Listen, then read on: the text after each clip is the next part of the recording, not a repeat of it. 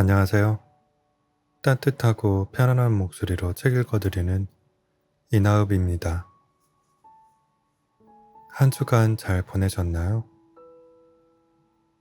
오늘 읽어드릴 책은 김은 작가님의 5년 만의 산문집인 허송세월입니다. 늙어간다는 건 참 슬픈 일입니다.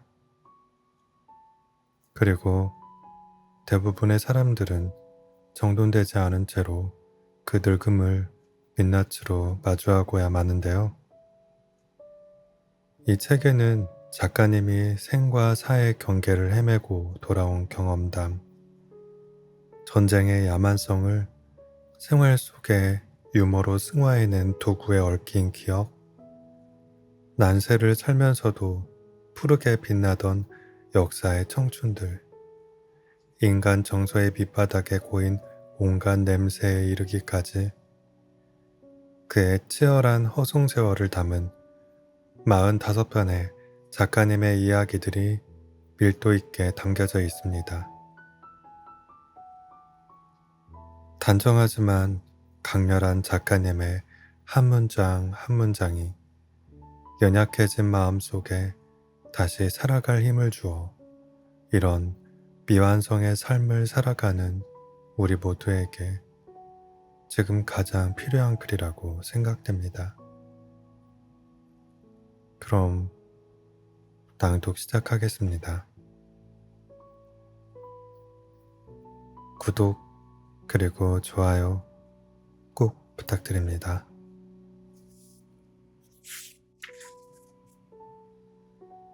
허송세월. 나는 오후에 두어 시간쯤 햇볕을 쬐이면서 늙음하게 세월을 보낸다. 해는 내 노년의 상대다. 젊었을 때 나는 몸에 햇볕이 닿아도 이것이 무슨 일인지 알지 못했고 나와 해 사이의 공간을 들여다보지 못했다. 지나간 시간의 햇볕은 돌이킬 수 없고 내일의 햇볕은 당길 수 없으니 지금의 햇볕을 쪼일 수밖에 없는데 햇볕에는 지나감도 없고 다가옴도 없어서 햇볕은 늘 지금 내가 있는 자리에 온다. 햇볕은 신생하는 현재에 비치고 지금 이 자리에 볕이다. 혀가 빠지게 일했던 세월도 돌이켜보면 헛되어 보이는데 햇볕을 쬐이면서 허송세월 할 때 내 몸과 마음은 빛과 볕으로 가득 찬다.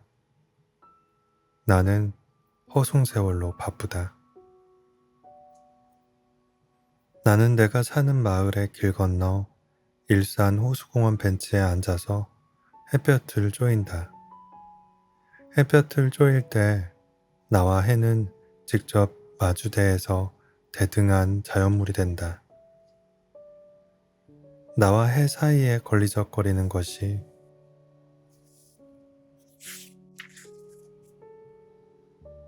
없어서 해에서 폭발하는 빛과 볕이 바로 내 몸에 닿는다.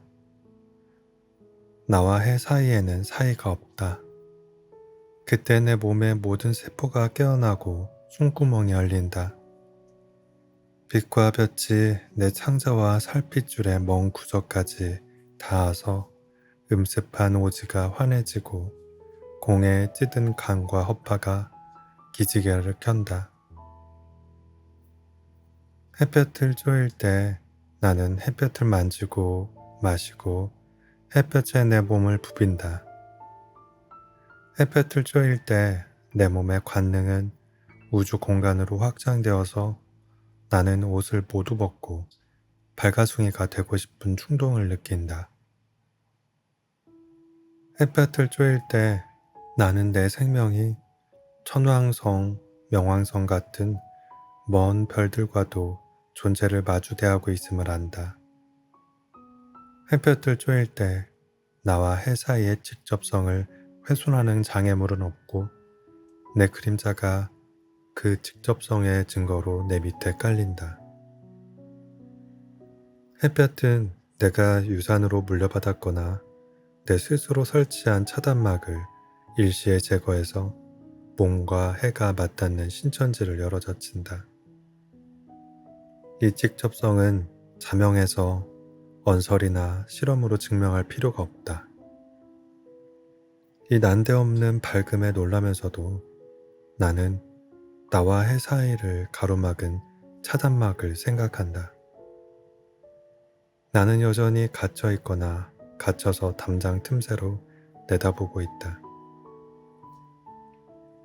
햇볕을 쬐으면서 생각해보니 내 앞에 담장은 개념, 기호, 상징, 이미지, 자의식 같은 것들이다. 나는 이 언어적 장치와 그 파생물에 의해 시야가 가려지면서도 이 차단막에 의지해서 세상을 이해하려 했는데 이 가려짐은 삶의 전 범위를 포위하고 있어서 부자유가 오히려 아늑하고 친숙하다. 시간은 시각과 시각 사이의 흐름이며 시각은 시간의 흐름 위에서의 한 점이다. 공간은 전후 좌우 상하로 끝없이 펼쳐진 빈자리다. 라고 사전에 적혀 있다. 9는 6에 3을 더한 것이고 8은 9에서 1을 뺀 것이라고 사전에 적혀 있다. 나는 이러한 언어 적용으로는 대상을 인식할 수 없어서 답답했고 장님처럼 세상을 더듬었다.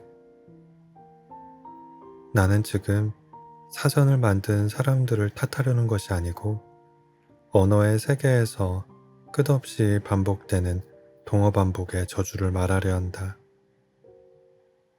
개념을 개념으로 설명한다면 마주보는 거울 두 개의 저편으로 언어의 허상은 무한대로 전개된다. 거울 뒷면에 구멍을 뚫고 들여다보면 이 헛것이 무한 증식되는 장관을 볼 수 있다. 없는 것들이 있는 것에 외항을 하고 없는 공간 속으로 전개되면서 없는 소실점 너머로 사라진다. 이 헛세계에서도 시간도 아니고 공간도 아니고 언어도 아닌 것들이 동서남북 어디에도 없는 것들이 나타나고 펼쳐지고 이어진다. 7은 4에 3을 더한 것이다 라는 말은 7은 7이다 라고 말한 것과 같은데 7을 4 더하기 3의 결과가 아니라 7 그 자체로서 말하려 해도 7은 7이다 라고 말할 수밖에 없다.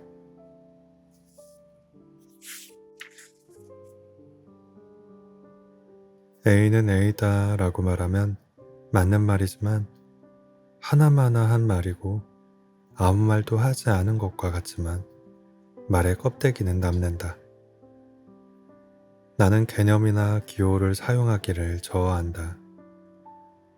나는 사과 7개를 보면 4 더하기 3의 결과물을 떠올리지 않아도 7을 체험할 수 있지만 설명할 수는 없다. 설명할 필요가 없는 것을 설명하려 드는 나 자신을 나는 힘들어한다. 나는 갇혀 있다.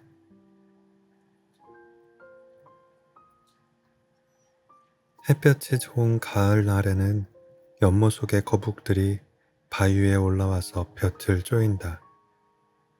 거북들은 좌선하는 승려처럼 고요히 앉아서 작은 눈을 꿈뻑이면서 나를 바라보고 있다. 거북과 나는 햇볕 속에서 마주친다. 거북의 얼굴에는 눈, 코, 입, 귀, 이마가 모여서 표정을 이루고 있다. 이 표정은 개별적 생물체의 표정이고 그 종의 공통된 생김새이다. 얼굴에 이, 목, 구, 비가 모여서 표정의 개별성과 군집성을 동시에 이루는 구도는 거북과 내가 똑같다. 거북은 파충류이고 나는 포유류인데 공원 연못가에서 마주보며 햇볕을 쬐일 때 진화의 수억만 년 시간과 공간은 햇볕에 증발되어 버리고 거북과 나는 직접 마주친다. 거북의 눈에 내가 어떻게 비칠지는 알 수 없지만 되도록 사귈 만한 존재로 비치기를 바란다. 나의 얼굴과 거북의 얼굴, 산책하는 개들의 얼굴과 막 도착한 철새들의 얼굴도 모두 구조가 같아서 나는 이 동물들과 내가 유전적 친연관계가 있으리라고 생각한다. 햇볕 속에서 나의 생각은 과학적일 수가 없지만 논리와 개념이 제거된 시공을 거슬러 올라가 시원으로 향한다. 이 시원은 여기서 멀지 않다. 날이 저물면 거북들은 물속으로 들어간다.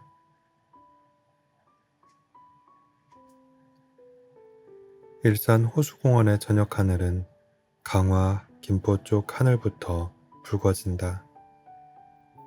갈 곳도 없고 올 사람도 없는 저녁에 나는 망원경으로 노을의 안쪽을 들여다본다. 노을은 내 몸과 마음속에 가득 찬다. 노을 속에서 수많은 색들이 태어나고 스미고 번진다.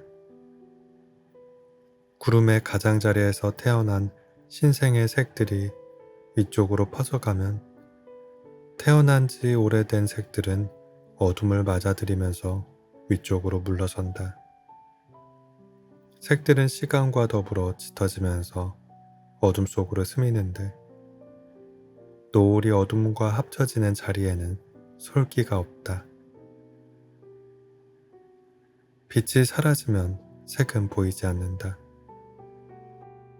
빛이 사라진 자리에 색은 그대로 남아있는 것인지 아니면 색은 빛을 따라서 사라졌다가 빛이 돌아오면 다시 깨어나는 것인지 나는 쉽게 대답하지 못한다. 내가 쉽게 대답하지 못하는 까닭은 내가 눈으로 사물을 볼 수밖에 없고 이미 본 것에 의지해서 보는 중생이기 때문이라는 것을 안다. 빛을 프리즘으로 분산해서 보면 보라에서 빨강에 이르는 스펙트럼 안에서 헤아릴 수 없이 많은 색들이 나타나지만 빛은 이 무한한 색들을 다 끌어안고 아무런 색도 아니다.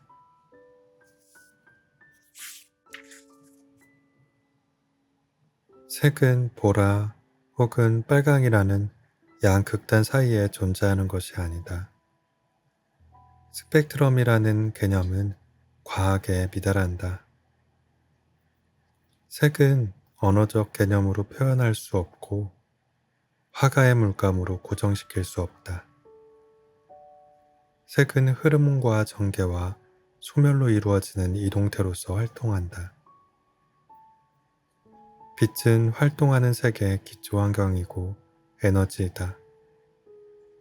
어둠에 합쳐지는 강화 쪽 노을을 보면서 나는 빛과 어둠과 시간의 바탕은 같은 것이며 헤아릴 수 없이 많은 색들이 그 사이를 흘러가고 있음을 본다. 시간을 시각과 시각 사이의 흐름이라고 억지로 말하는 말을 들을 때 나는 말로부터 소외되지만 허송세월하는 저녁의 노을을 들여다보면 나는 시간의 질감을 내 살아있는 육신의 관능으로 느낄 수 있고 한 개의 미립자처럼 또는 한 줄기 파장처럼 시간의 흐름 위에 떠서 흘러가는 내 생명을 느낄 수 있다. 깊이 내려앉은 해가 빛과 색을 모두 거두어들이고 젊은 어머니들이 노는 아이들을 핸드폰으로 불러들이면 나는 집으로 돌아간다. 또 하루가 노을 속으로 사위어 간다.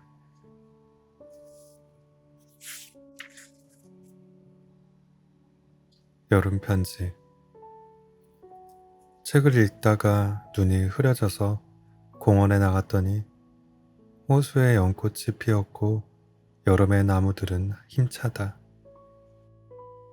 작년에 울던 매미들은 겨울에 죽고 새 매미가 오는데 나고 죽는 일은 흔적이 없었고 소리는 작년과 같았다. 젊은 부부의 어린애는 그늘에 누워서 젖병을 물고 있고 병든 아내의 휠체어를 밀고 온 노인은 아내에게 부채질을 해주고 물을 먹여주고 입가를 닦아주었다. 호수의 물고기들 중에서 어떤 놈은 내가 물가로 다가가면 나에게로 와서 꼬리치는데 아, 저 사람 또 왔구나 하면서 나를 알아보고 오는 그놈이라고 나는 믿는다. 연꽃의 흰 꽃잎에는 새벽빛 같은 푸른 기운이 서려 있어서 말을 걸기가 어려웠다. 연꽃은 반쯤 벌어진 봉우리의 안쪽을 보여주지 않았는데 거기에는 너무 순수하고 은밀해서 시선을 들이대기가 민망했다. 연꽃의 향기는 멀고 은은해서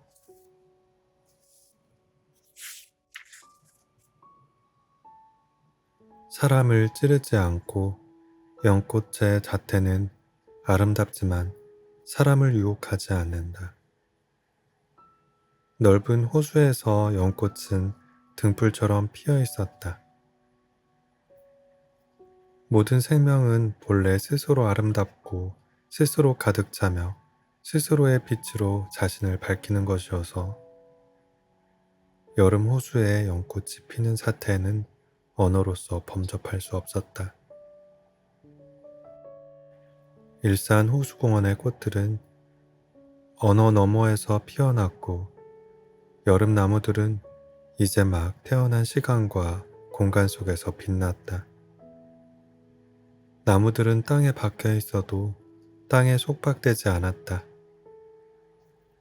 사람의 생명 속에도 저러한 아름다움이 살아있다는 것을 연꽃을 들여다보면 알게 된다. 이것은 의심할 수 없이 자명했고 이미 증명되어 있었다. 내 옆의 노부부는 나무 그림자가 길어지고 빛이 엷어질 때까지 말없이 연꽃을 들여다보았다. 늙은 부부는 연꽃을 통역사로 삼아 말없는 대화를 나누고 있는 것처럼 보였다. 나는 책을 자꾸 읽어서 어쩌자는 것인가? 책보다 사물과 사람과 주변을 더 깊이 들여다보아야 한다고 늘 다짐하면서도 별 수 없이 또 책을 읽게 된다. 이틀째 장자를 읽고 있는데 신문사에서 여름에 읽을 책을 골라보라고 해서 주저없이 장자로 정했다.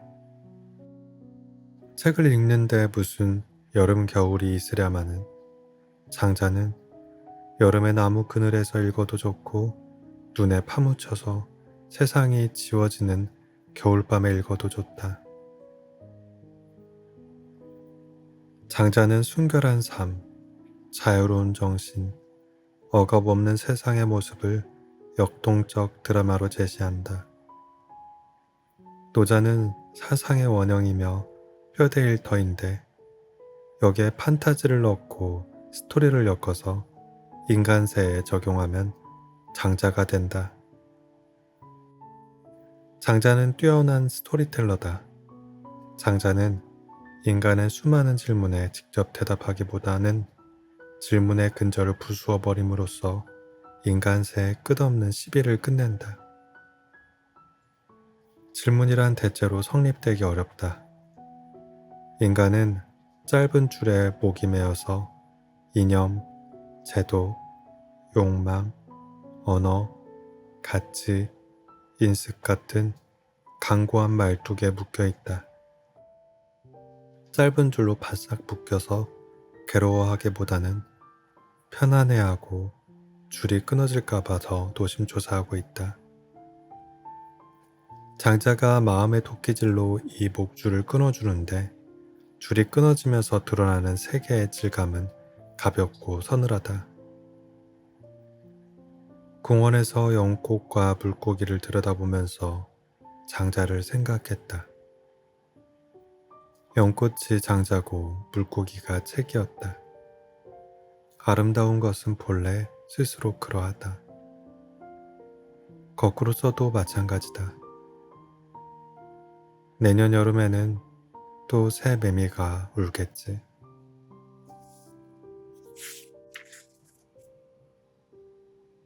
걷기의 찬. 살아있는 인간의 몸속에서 희망을 확인하는 일은 그야말로 희망적이다.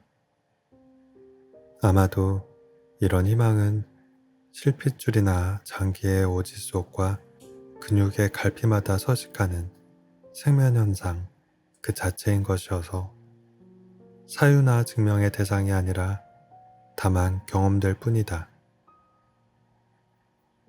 몸의 희망을 몸으로 경험할 때 우리는 육체성과 정신성의 간극을 넘어서는 행복을 느낀다. 나는 이런 행복을 몸과 삶 사이의 직접성이라고 이름을 지으려고 한다. 돈이나 수고가 드는 것도 아니지만 이 직접성의 행복은 인간을 소외시키는 일상성 속에 매몰되어 있다. 추운 겨울 거리의 노점 식당에서 라면을 먹을 때나 태양이 자결하는 여름에 수박을 식칼로 쪼갤 때 또는 개를 데리고 새벽 공원을 달릴 때 나는 때때로 그 직접성의 행복을 느낀다. 그 행복 속에서는 살아있는 몸을 통해서 세계를 받아들이고 이해하는 일이 가능하다. 그리고 이 느낌은 사유라기보다는 생명을 보증으로 삼는 경험이다. 연초에 눈 덮인 공원을 달리다가 빙판에 넘어져서 무릎을 다쳤다. 그래서 나는 겨우내 걷지도 뛰지도 못하고 내 어두운 골방에서 도리 없이 책을 끼고 뒹군다.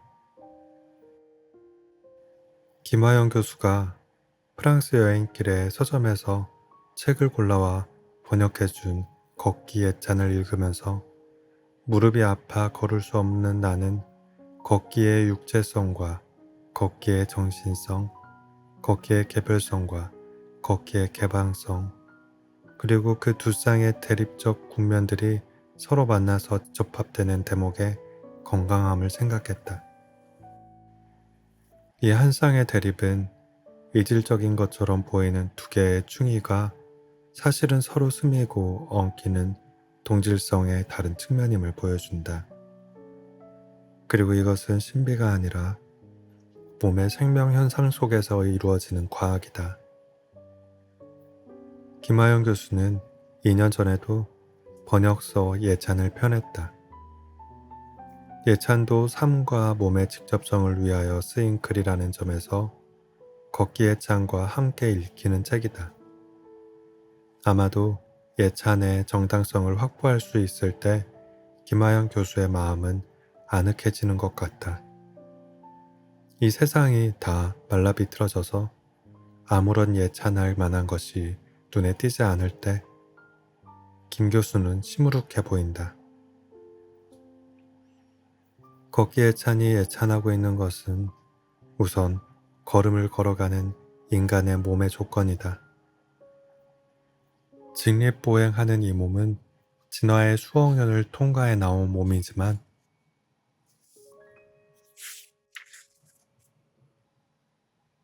아직도 내 발의 추억을 간직한 몸이다. 당신들의 발바닥의 굳은 살 속에 그 추억은 살아있다. 그 몸이 걸어갈 때 걸어가는 몸의 속도, 시선의 위치와 방향, 팔다리의 동작은 몸의 기능과 위상으로 세계를 파악하고 이해한다. 그래서 걷기는 시원적이고 인류학적이다. 세계의 시간과 풍경, 말들과 침묵, 산과 강으로 길은 뻗어 있고 몸은 그 길을 걸어가지만 이 세 개의 의미는 걸어가는 자의 몸 속에 쌓여서 고착되지는 않는다. 그것들은 몸을 통과해서 흘러나가고 걸어가는 몸 앞에는 언제나 새롭고 낯선 시간과 공간이 펼쳐진다. 그래서 살아서 걸어가는 몸은 그 앞에 펼쳐진 세상을 낯설어 한다. 걸어가는 몸 속에서 이 낯섦은 친숙함으로 바뀌는데 몸은 그 친숙함에 매달리지 않는다. 이때 길은 노나 가가 아니라 노와 가를 다 포함하면서 도 쪽에 가까운 길이다. 이때 걷기는 가기가 아니라 가기를 포함한 행함으로 바뀐다. 그래서 걷기의 찬에서는 걷기를 살기나 글쓰기로 바꿔놓아도 무방할 듯 싶다. 이 책에서 내가 가장 좋아하는 페이지들은 걷기의 정신성이라는 소제목으로 묶여있는 뒷부분이다. 그 페이지들 속에서 걷기는 세상의 시간과 공간 속으로 몸을 이끌고 나아가는 삶의 진행대로 다가온다. 걸어가는 몸 속에서 시간과 공간은 연료처럼 사용되고 다리로 땅을 밀어서 살아있는 몸은 앞으로 나아간다. 정신성은 몸과 함께 간다. 그때 세상은 몸속으로 흘러들어오고 길은 도 쪽으로 넓어지는데 이 걷기는 생로병사의 모습을 닮아 있는 듯하다. 18세기 조선의 지리학자 신경주는 말했다. 무릇 사람에게는 그침이 있고 행함이 있다. 그침은 집에서 이루어지고 행함은 길에서 이루어진다. 집과 길은 중요함이 같다. 길에는 주인이 없고 그 길을 가는 사람이 주인이다. 신경주는 길과 걷기의 공적 개방성을 말하고 있는 것 같다. 길은 소통의 통로이고 걷기는 그 행함이다. 집과 길은 중요함이 같다는 말은 중요한 말이다. 나의 집에서 너희 집으로 가는 통로가 길이다. 길의 몸과 말의 몸은 다르지 않다. 살아있는 몸만이 그 통로를 따라 걸어갈 수 있다. 집으로 가는 길과 밖으로 가는 길이 다르지 않다면 우리는 걷기의 찬 속의 길을 따라서 타인에게로 갈 수 있을 것인가? 몸은 그 길을 가고 싶다. 길이여, 책 속에서 뛰쳐나와 세상으로 뻗어라.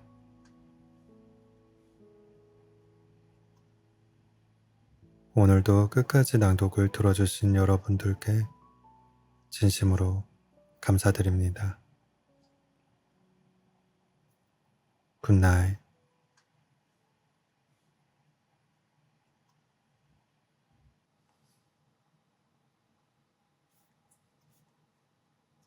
안녕하세요.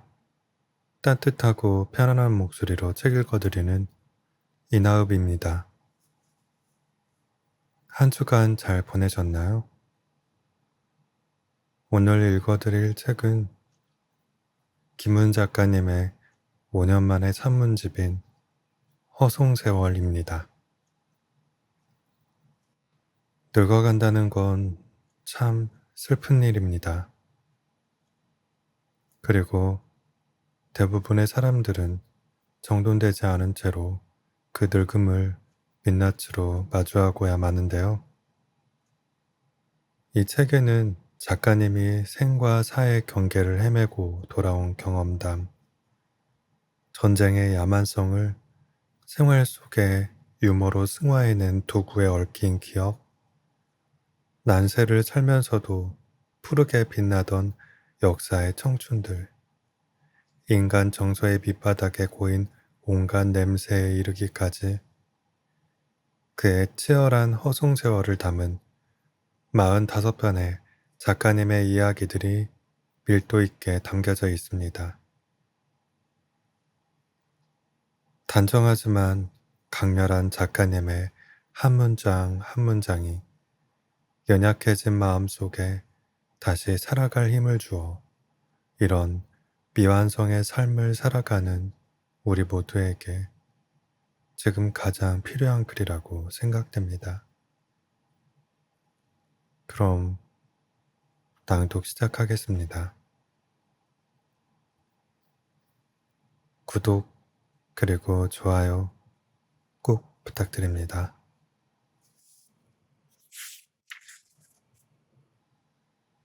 허송세월. 나는 오후에 두어 시간쯤 햇볕을 쬐이면서 늙음하게 세월을 보낸다. 해는 내 노년의 상대다. 젊었을 때 나는 몸에 햇볕이 닿아도 이것이 무슨 일인지 알지 못했고 나와 해 사이의 공간을 들여다보지 못했다. 지나간 시간의 햇볕은 돌이킬 수 없고 내일의 햇볕은 당길 수 없으니 지금의 햇볕을 쪼일 수밖에 없는데 햇볕에는 지나감도 없고 다가옴도 없어서 햇볕은 늘 지금 내가 있는 자리에 온다. 햇볕은 신생하는 현재에 비치고 지금 이 자리에 볕이다. 혀가 빠지게 일했던 세월도 돌이켜보면 헛되어 보이는데 햇볕을 쬐이면서 허송세월 할 때 내 몸과 마음은 빛과 볕으로 가득 찬다. 나는 허송세월로 바쁘다. 나는 내가 사는 마을의 길 건너 일산 호수공원 벤치에 앉아서 햇볕을 쬐인다. 햇볕을 쬐일 때 나와 해는 직접 마주대에서 대등한 자연물이 된다. 나와 해 사이에 걸리적거리는 것이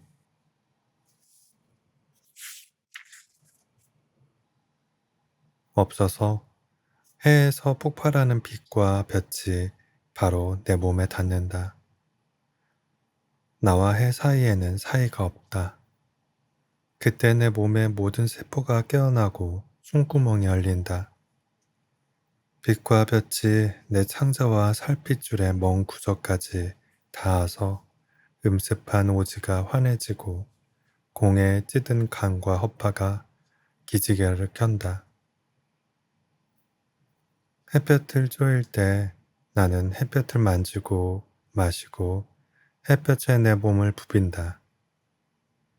햇볕을 쬐일 때 내 몸의 관능은 우주 공간으로 확장되어서 나는 옷을 모두 벗고 발가숭이가 되고 싶은 충동을 느낀다. 햇볕을 쬐일 때 나는 내 생명이 천왕성, 명왕성 같은 먼 별들과도 존재를 마주대하고 있음을 안다. 햇볕을 쬐일 때 나와 해 사이의 직접성을 훼손하는 장애물은 없고 내 그림자가 그 직접성의 증거로 내 밑에 깔린다. 햇볕은 내가 유산으로 물려받았거나 내 스스로 설치한 차단막을 일시에 제거해서 몸과 해가 맞닿는 신천지를 열어젖힌다.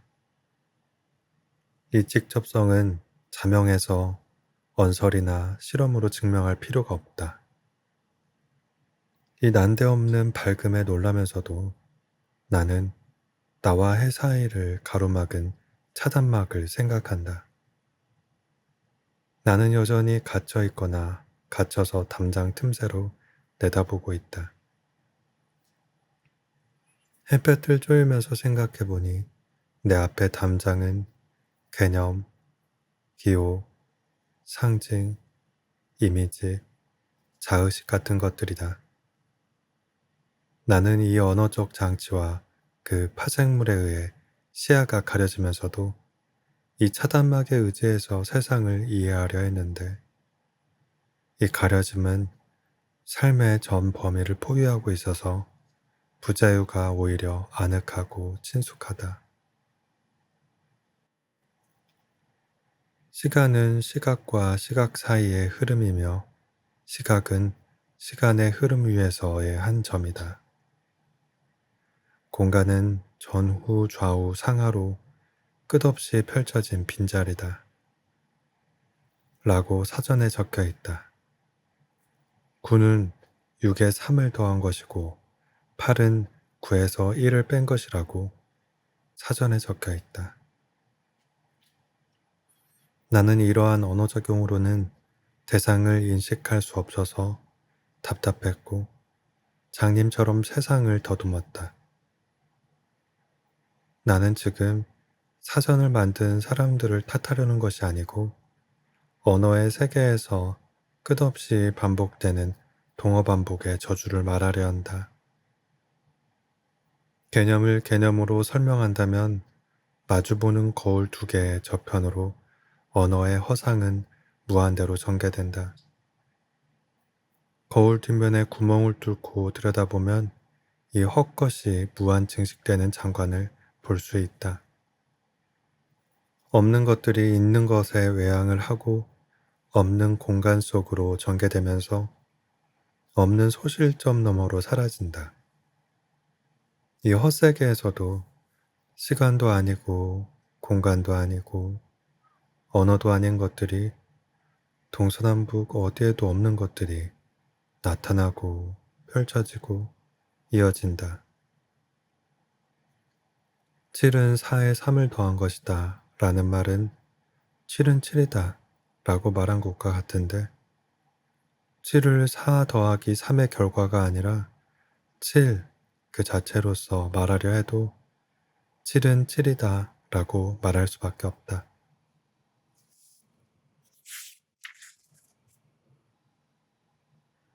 A는 A다 라고 말하면 맞는 말이지만 하나마나 한 말이고 아무 말도 하지 않은 것과 같지만 말의 껍데기는 남는다.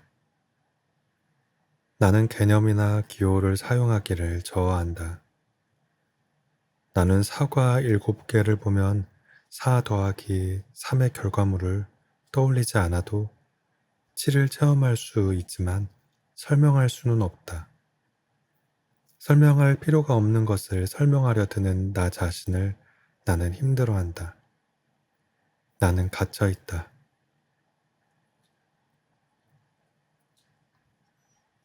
햇볕이 좋은 가을날에는 연못 속의 거북들이 바위 위에 올라와서 볕을 쬐인다. 거북들은 좌선하는 승려처럼 고요히 앉아서 작은 눈을 꿈뻑이면서 나를 바라보고 있다. 거북과 나는 햇볕 속에서 마주친다. 거북의 얼굴에는 눈, 코, 입, 귀, 이마가 모여서 표정을 이루고 있다.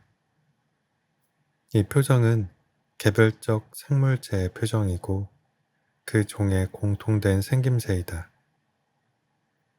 얼굴에 이, 목, 구, 비가 모여서 표정의 개별성과 군집성을 동시에 이루는 구도는 거북과 내가 똑같다. 거북은 파충류이고 나는 포유류인데 공원 연못가에서 마주보며 햇볕을 쬐일 때 진화의 수억만 년 시간과 공간은 햇볕에 증발되어 버리고 거북과 나는 직접 마주친다. 거북의 눈에 내가 어떻게 비칠지는 알 수 없지만 되도록 사귈 만한 존재로 비치기를 바란다.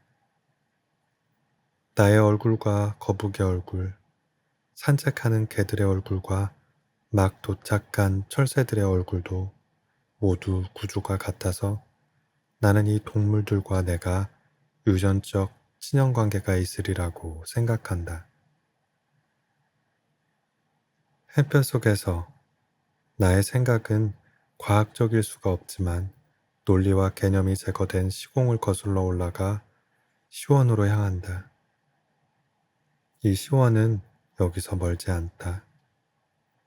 날이 저물면 거북들은 물속으로 들어간다.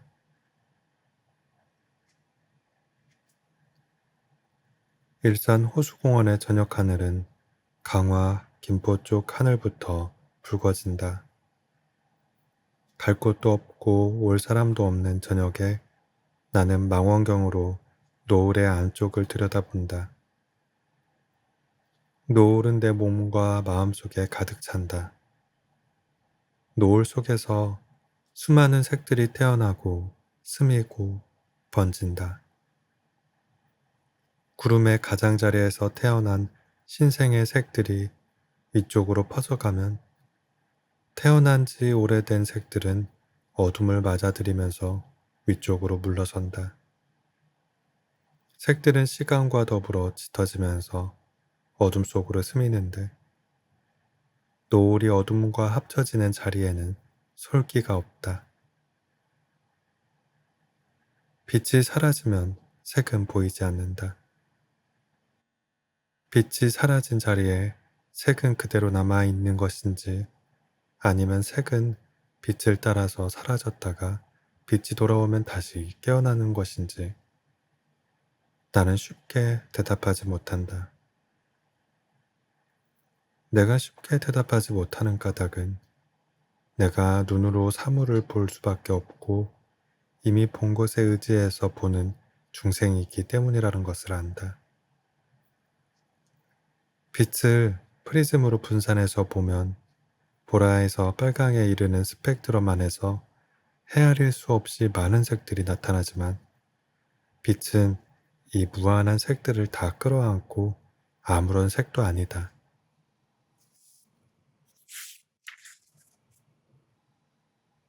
색은 보라 혹은 빨강이라는 양극단 사이에 존재하는 것이 아니다. 스펙트럼이라는 개념은 과학에 미달한다. 색은 언어적 개념으로 표현할 수 없고 화가의 물감으로 고정시킬 수 없다. 색은 흐름과 전개와 소멸로 이루어지는 이동태로서 활동한다. 빛은 활동하는 색의 기초 환경이고 에너지이다. 어둠에 합쳐지는 강화 쪽 노을을 보면서 나는 빛과 어둠과 시간의 바탕은 같은 것이며 헤아릴 수 없이 많은 색들이 그 사이를 흘러가고 있음을 본다. 시간을 시각과 시각 사이의 흐름이라고 억지로 말하는 말을 들을 때 나는 말로부터 소외되지만 허송세월하는 저녁의 노을을 들여다보면 나는 시간의 질감을 내 살아있는 육신의 관능으로 느낄 수 있고 한 개의 미립자처럼 또는 한 줄기 파장처럼 시간의 흐름 위에 떠서 흘러가는 내 생명을 느낄 수 있다. 깊이 내려앉은 해가 빛과 색을 모두 거두어들이고 젊은 어머니들이 노는 아이들을 핸드폰으로 불러들이면 나는 집으로 돌아간다. 또 하루가 노을 속으로 사위어 간다.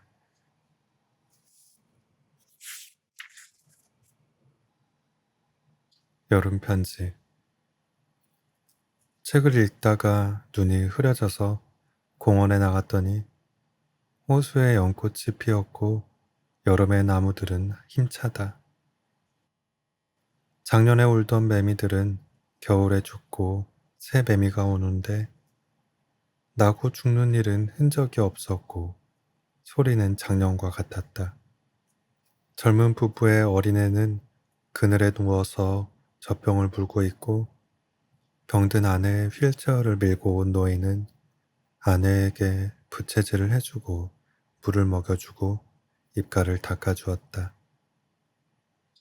호수의 물고기들 중에서 어떤 놈은 내가 물가로 다가가면 나에게로 와서 꼬리치는데 아, 저 사람 또 왔구나 하면서 나를 알아보고 오는 그놈이라고 나는 믿는다.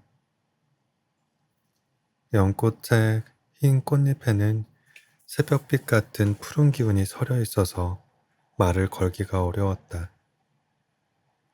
연꽃은 반쯤 벌어진 봉우리의 안쪽을 보여주지 않았는데 거기에는 너무 순수하고 은밀해서 시선을 들이대기가 민망했다. 연꽃의 향기는 멀고 은은해서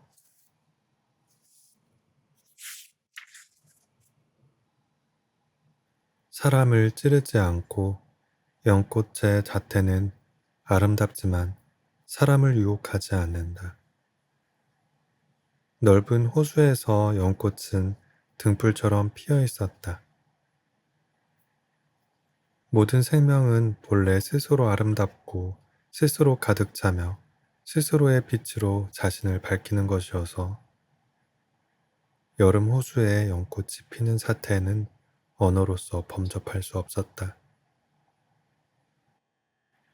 일산 호수공원의 꽃들은 언어 너머에서 피어났고 여름 나무들은 이제 막 태어난 시간과 공간 속에서 빛났다. 나무들은 땅에 박혀 있어도 땅에 속박되지 않았다. 사람의 생명 속에도 저러한 아름다움이 살아있다는 것을 연꽃을 들여다보면 알게 된다. 이것은 의심할 수 없이 자명했고 이미 증명되어 있었다. 내 옆의 노부부는 나무 그림자가 길어지고 빛이 엷어질 때까지 말없이 연꽃을 들여다보았다. 늙은 부부는 연꽃을 통역사로 삼아 말없는 대화를 나누고 있는 것처럼 보였다. 나는 책을 자꾸 읽어서 어쩌자는 것인가? 책보다 사물과 사람과 주변을 더 깊이 들여다보아야 한다고 늘 다짐하면서도 별 수 없이 또 책을 읽게 된다. 이틀째 장자를 읽고 있는데 신문사에서 여름에 읽을 책을 골라보라고 해서 주저없이 장자로 정했다.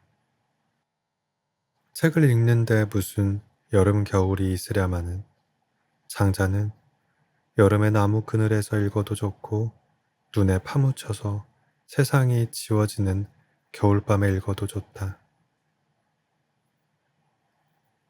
장자는 순결한 삶, 자유로운 정신, 억압 없는 세상의 모습을 역동적 드라마로 제시한다. 노자는 사상의 원형이며 뼈대일 터인데 여기에 판타지를 넣고 스토리를 엮어서 인간세에 적용하면 장자가 된다. 장자는 뛰어난 스토리텔러다. 장자는 인간의 수많은 질문에 직접 대답하기보다는 질문의 근절을 부수어 버림으로써 인간세의 끝없는 시비를 끝낸다. 질문이란 대체로 성립되기 어렵다. 인간은 짧은 줄에 목이 메어서 이념, 제도, 욕망, 언어, 가치, 인습 같은 강고한 말뚝에 묶여 있다. 짧은 줄로 바싹 묶여서 괴로워하기보다는 편안해하고 줄이 끊어질까봐 더 노심초사하고 있다. 장자가 마음의 도끼질로 이 목줄을 끊어주는데 줄이 끊어지면서 드러나는 세 개의 질감은 가볍고 서늘하다. 공원에서 연꽃과 물고기를 들여다보면서 장자를 생각했다. 연꽃이 장자고 물고기가 책이었다. 아름다운 것은 본래 스스로 그러하다. 거꾸로 써도 마찬가지다. 내년 여름에는 또 새 매미가 울겠지.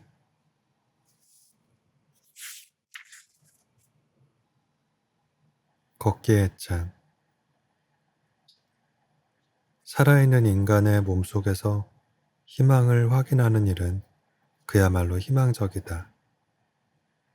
아마도 이런 희망은 실핏줄이나 장기의 오지 속과 근육의 갈피마다 서식하는 생면현상 그 자체인 것이어서 사유나 증명의 대상이 아니라 다만 경험될 뿐이다. 몸의 희망을 몸으로 경험할 때 우리는 육체성과 정신성의 간극을 넘어서는 행복을 느낀다. 나는 이런 행복을 몸과 삶 사이의 직접성이라고 이름을 지으려고 한다. 돈이나 수고가 드는 것도 아니지만 이 직접성의 행복은 인간을 소외시키는 일상성 속에 매몰되어 있다. 추운 겨울 거리의 노점 식당에서 라면을 먹을 때나 태양이 자결하는 여름에 수박을 식칼로 쪼갤 때 또는 개를 데리고 새벽 공원을 달릴 때 나는 때때로 그 직접성의 행복을 느낀다. 그 행복 속에서는 살아있는 몸을 통해서 세계를 받아들이고 이해하는 일이 가능하다. 그리고 이 느낌은 사유라기보다는 생명을 보증으로 삼는 경험이다. 연초에 눈 덮인 공원을 달리다가 빙판에 넘어져서 무릎을 다쳤다. 그래서 나는 겨우내 걷지도 뛰지도 못하고 내 어두운 골방에서 도리 없이 책을 끼고 뒹군다. 김하영 교수가 프랑스 여행길에 서점에서 책을 골라와 번역해준 걷기 예찬을 읽으면서 무릎이 아파 걸을 수 없는 나는 걷기의 육체성과 걷기의 정신성, 걷기의 개별성과 걷기의 개방성, 그리고 그 두 쌍의 대립적 국면들이 서로 만나서 접합되는 대목의 건강함을 생각했다. 이 한 쌍의 대립은 이질적인 것처럼 보이는 두 개의 충이가 사실은 서로 스미고 엉키는 동질성의 다른 측면임을 보여준다. 그리고 이것은 신비가 아니라 몸의 생명 현상 속에서 이루어지는 과학이다. 김하영 교수는 2년 전에도 번역서 예찬을 펴냈다. 예찬도 삶과 몸의 직접성을 위하여 쓰인 글이라는 점에서 걷기 예찬과 함께 읽히는 책이다. 아마도 예찬의 정당성을 확보할 수 있을 때 김하영 교수의 마음은 아늑해지는 것 같다. 이 세상이 다 말라비틀어져서 아무런 예찬할 만한 것이 눈에 띄지 않을 때 김 교수는 시무룩해 보인다. 걷기 예찬이 예찬하고 있는 것은 우선 걸음을 걸어가는 인간의 몸의 조건이다. 직립보행하는 이 몸은 진화의 수억 년을 통과해 나온 몸이지만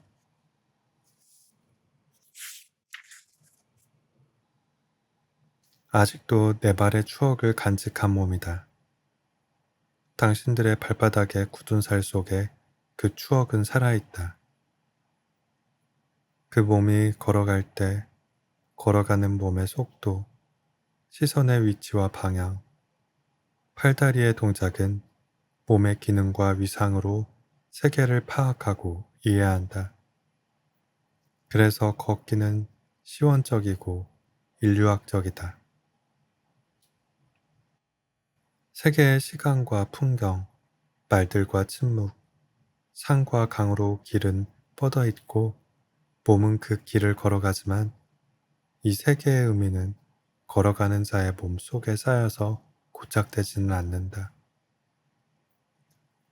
그것들은 몸을 통과해서 흘러나가고 걸어가는 몸 앞에는 언제나 새롭고 낯선 시간과 공간이 펼쳐진다.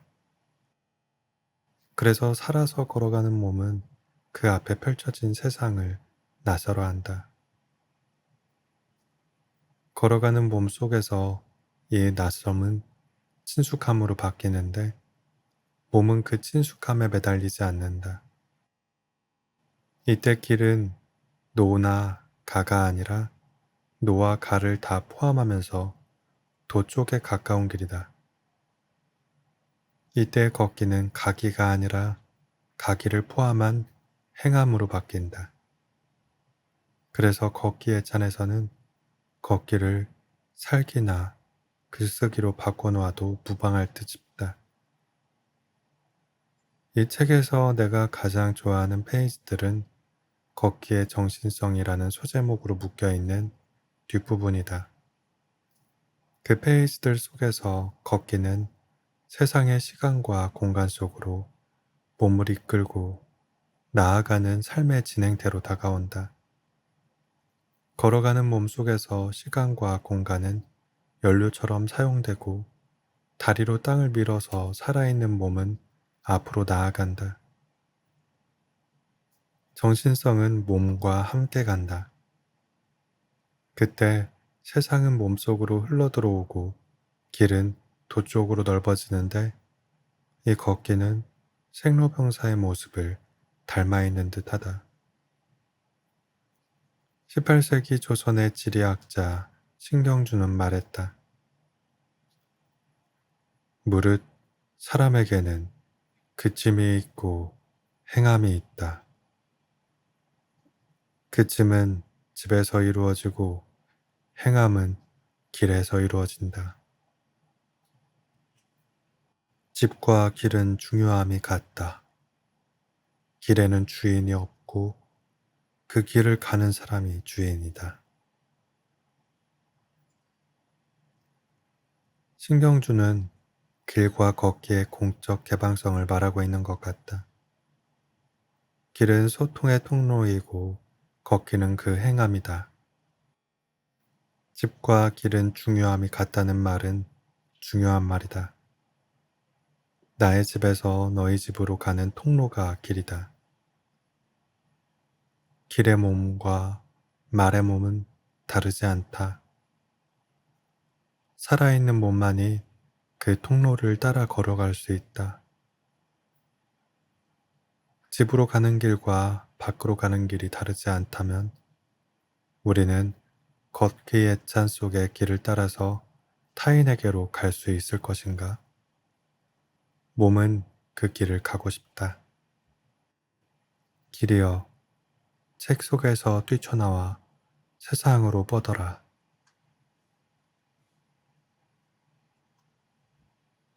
오늘도 끝까지 낭독을 들어주신 여러분들께 진심으로 감사드립니다. 굿나잇.